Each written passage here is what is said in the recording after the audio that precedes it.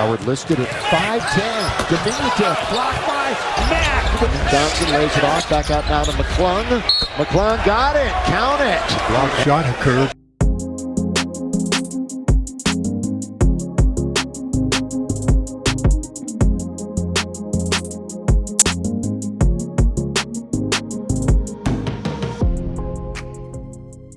The Golden State Warriors roster just got turned on its head as the Dubs just signed Mac McClung to a one-year deal with the team.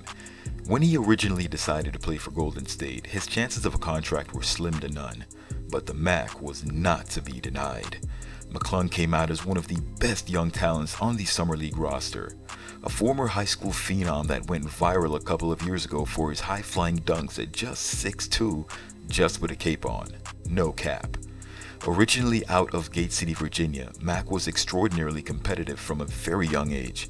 He was so competitive, in fact, he used to compete with his older sister to make a bowl of cereal.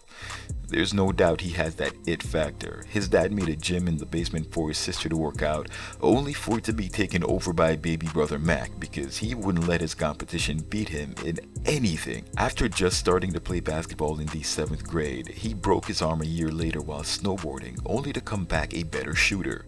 He grew up with a love for football, but gave it up his freshman year of high school to focus on basketball, and within 2 years, developed these nasty handles, and finished with a number of accolades from high school, including the best performance in school history with a 64-point outburst while averaging 29 points and 6 rebounds his junior year. The following year, he added to that with the breaking of Allen Iverson's record of 948 points in 25 games at the VHSL, the Virginia High School League Tournament. It took Mac just 20 games to accomplish the feat, meaning he averaged a ridiculous 47.4 points per game. He then went viral on social media showing off his insane vertical jump with highlight reel after highlight reel. At this point, everyone, and I mean everyone, had heard of Mac McClung.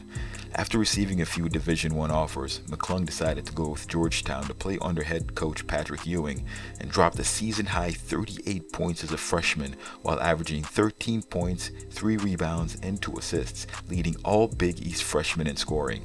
He improved his sophomore year, averaging 16 points, 2.4 assists, and 1.4 steals despite suffering a mid-season injury.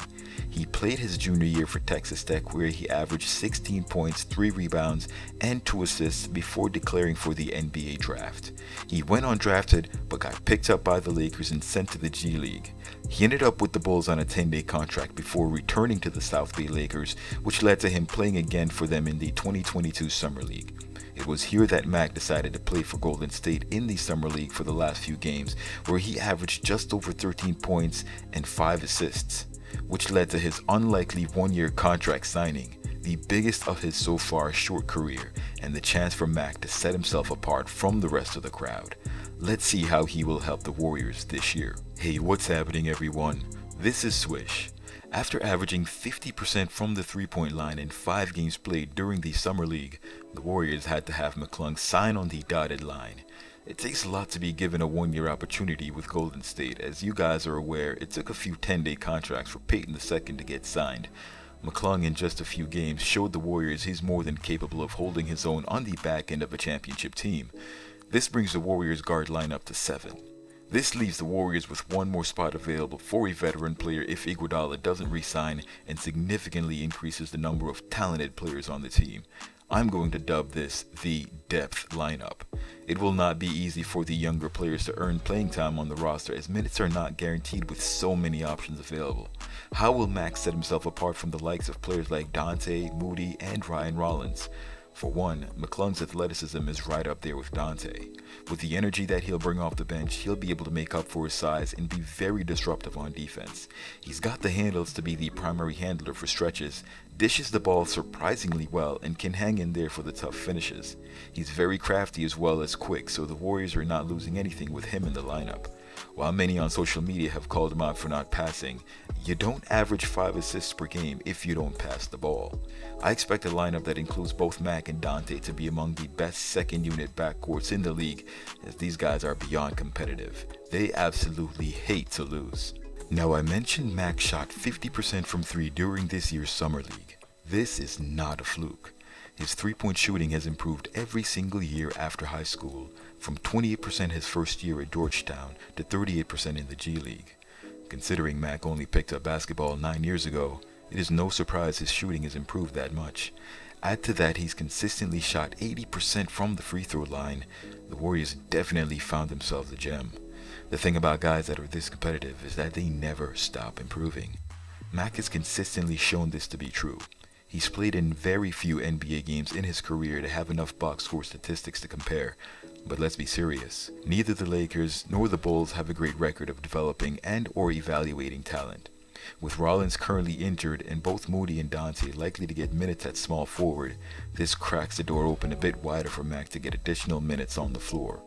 While his wingspan is not that impressive, his quickness and athleticism makes up for this as well. This means that despite him getting the 14th spot on the roster, we should see him play a fairly decent amount of minutes coming in after Poole or even before Poole if he's able to keep up with his defensive assignments. This goes without saying that this will be additional motivation for Poole to focus on his defensive weaknesses this offseason. All said, this will be a very competitive team this year. The Warriors have been signing guys that are either motivated or talented, and in most cases both. They're all playing with chips, either on their shoulders or their fingers, and chips lead to more chips. Kudos to Bob Myers and Joe Lacob on a fantastic scouting job so far this offseason. Just remember, this offseason we've basically traded in Damian Lee and Juan Toscano-Anderson, very motivated players, for Dante and Mac, very motivated and talented players.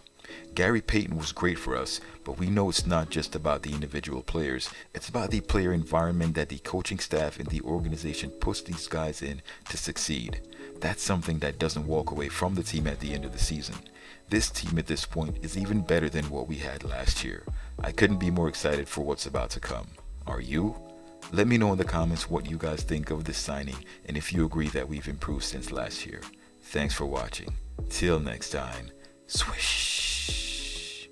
Can't need a shit cock, word I'm a player, the real player. I don't give a prayer, man, fuck a naysayer. I block so hard, sweetie get served. Call me Lonzo Ball, bitches get swerved.